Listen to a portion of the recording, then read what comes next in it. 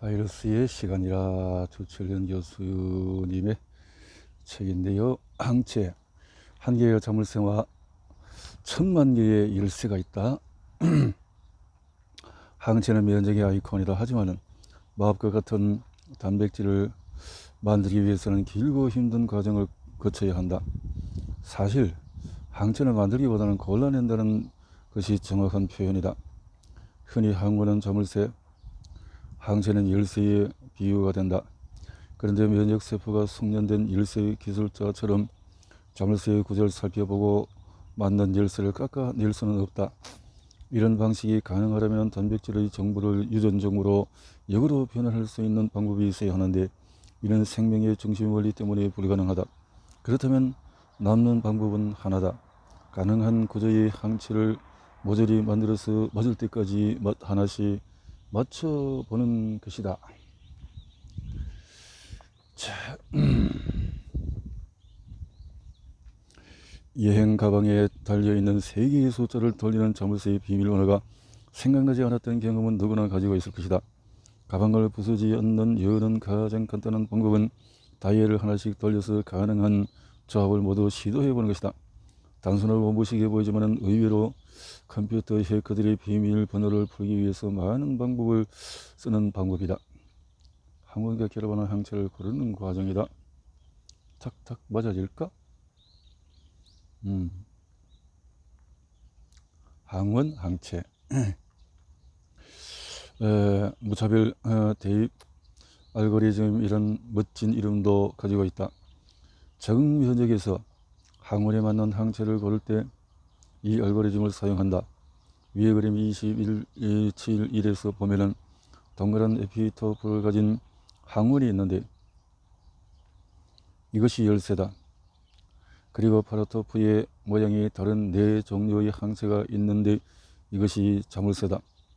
항체들은 하나씩 항원에 맞춰보면서 확인해가면서 3번 항체가 잘 결합한다는 것을 찾아낼 수가 있다. 이것이 적응 면역이 작동하는 핵심 원리다. 물론 실제 면역에서는 수백 수천만 개의 다양한 구조를 가지는 항체를 미리 준비한 다음에 항원에 맞춰본다. 이런 기준을 알고 나면은 적응 면역이 코로나19 스파이크 단백질에 결합하는 항체를 생성하기 위해 일주일 정도 걸린다는 게 느리다는 생각은 전혀 들지 않을 것이다. 항체가 다양하게 준비된다는 것은 의미를 이해하기 위해서 구조를 먼저 간단히 알아보자. 그림 27-2처럼 항체는 4개의 단백질 사슬이 대칭으로 결합되어 있는 새총 모형으로 생겼다.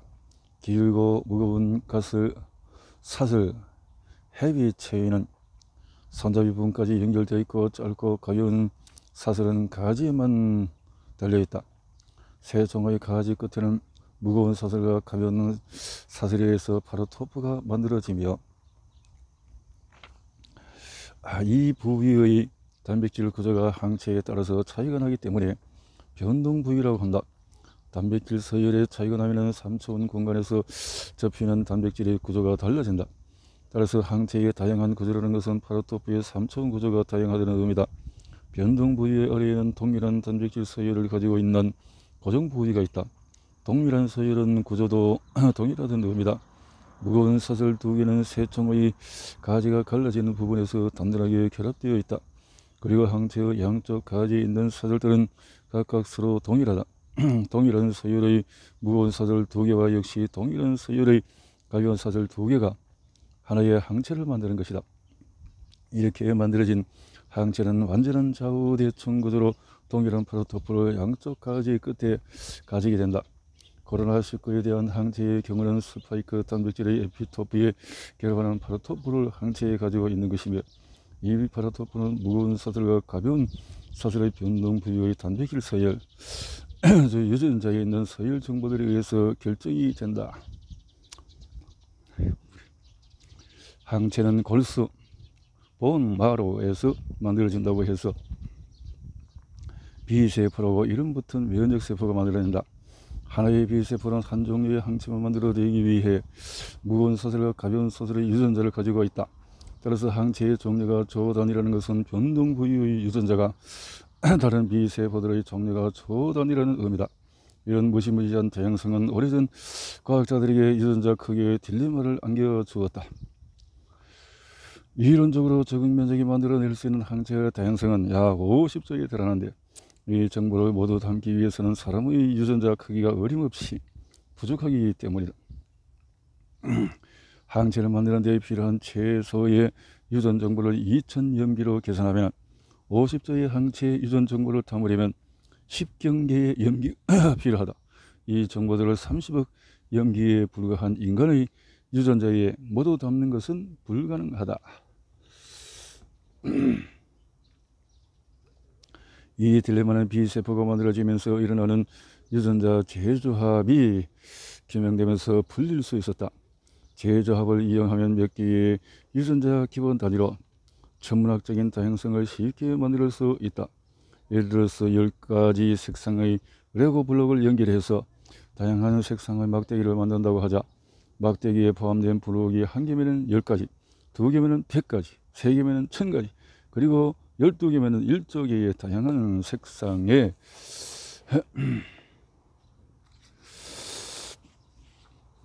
조합 막대를 만들 수 있다.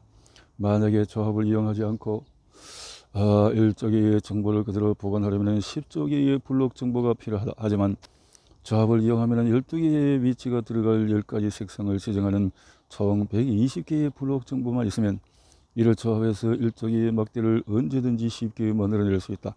이렇게 10조개의 정보를 120으로 압축하는 비밀은 조합이다. 컴비네이션. 이 조합 전략은 생명현상의 여러 곳에서 활용이 된다.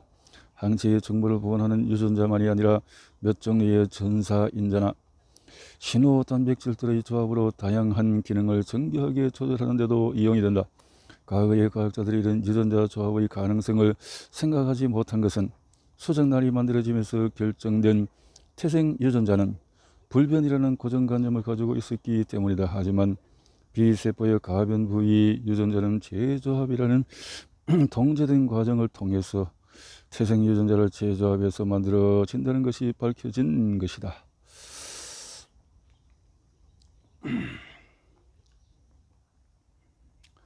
B세포에서 실제로 일어나는 항체 유전자의 재조합 과정에 대한 설명은 약간 복잡하다. 단지 유전자에서 정교한 조작이 일어나는 것만 기억해 두면 된다. 복잡하게 태생 유전자, 재조합 유전자, mRNA, 무거운 사슬, 단백질 해석, 항체 이렇게 만들어진다. 그러면서 골수 조혈줄기 세포에서 분화된 어린 B세포는 계속 분열과 분할을 하면서 성숙한 B세포가 되어간다. 이 과정에서 태생 유전자의 각 구역에 있는 프로 유전자를 재조합해서 앞으로 자신의 진이 될 유전자를 만들어 나간다. 그러므로 재조합은 유전자에 있는 태생 유전자의 세 구역에서 순번대로 3번, 2번, 1번 블록을 뽑아서 재조합한 것을 보여준다. 이런 식으로 조합하면 그림의 간단한 예제에서도 3, 3, 3, 27개의 다양한 가변 부위 재조합 유전자를 만들어내는 것을 알 수가 있다. 모든 혈액세포의 고향은 골수다. 태생 유전자를 가진 미생 성숙 B세포는 골수에서 분열하면서 항체 유전자를 재조합한다. 이 과정을 거쳐서 다양한 항체 유전자를 가지게 된 B세포들은 우선 자가 항체를 만드는지 먼저 검사를 받게 된다. 자기세포가 만들어내는 단백질과 결합하는 자가 항체를 생성하는 B세포들은 이 과정에서 모조리 폐기된다. 이 과정은 인간 사회에서 사용하는 인성검사처럼 음성 선택의 검증 과정이다. 여기서 자기세포의 단백질과 결합하는 항체를 만드는 B세포가 걸러지지 않으면 자기세포를 적으로 인식해서 공격하는 자가면역 질환이 발생한다. 이 검증을 통과한 B세포들만 혈관으로 들어가 전신을 선언할 수 있는 자격을 얻게 된다. 전신을 선언하는 신입 B세포들은 항체를 분비하지 않고 세포막에 붙잡고 있는 상태다. 전신을 선언하던 B세포들은 염증 신호가 접수된 림프절로 빠져나가 바이러스의 항원과 만난다. 하지만 B세포 표면의 항체가 항원과 결합해도 바로 분비 상태로 전환되지는 못한다. T세포의 허락이 필요하기 때문이다. 면역의 전체 과정을 조율하는 지휘관이 될 T세포는 B세포보다 더 혹독하게 선발된다. T세포도 처음에는 골수에서 만들어지지만 바로 혈관으로 빠져나와서 적응 면역의 사관학교라고 부를 수 있는 흉선으로 이동한다. 흉선에 도착한 어린 T세포들은 면역 수용체의 태생 유전자를 재조합하면서 분열한다. 이 과정을 거치면 다양한 면역 수용체의 유전자를 가진 T세포들이 만들어진다. 그 다음은 세포들의 신분증에 해당하는 MHC 단백질과 결합하는 능력을 2단계에 걸쳐서 테스트를 받게 된다. 등등등등. 온몸을 순환하던 신입 T세포 역시 B세포와 같이 염증 신호가 접수된 림프절로 투입이 된다. 자유롭게 떠돌아다니는 항체와 달리 T세포 소형체는 세포막에 단단하게 고정되어 있다. 이런 이유로 항체는 체액 면역의 중심 역할을 하는 면역 단백질이 되고 T세포 소형체는 세포 면역의 중심 역할을 하는 면역 단백질이 된다. 이 중요한 차이점은 항원의 에피아프토프를 인식해서 결합하는 항체와 달리 T세포 소형체는 항원에 결합하지 않고 MHC 단백질이 붙잡고 있는 바이러스 단백질의 펩타이드에 결합하는 것이다. 항원에 직접 결합하지 않는 T세포 소형체의 필요성에 의문이 들겠지만 이 결합을 통해 T세포는 적응 면역 전체를 통제하고 조율하는 지휘관의 역할을 수행한다.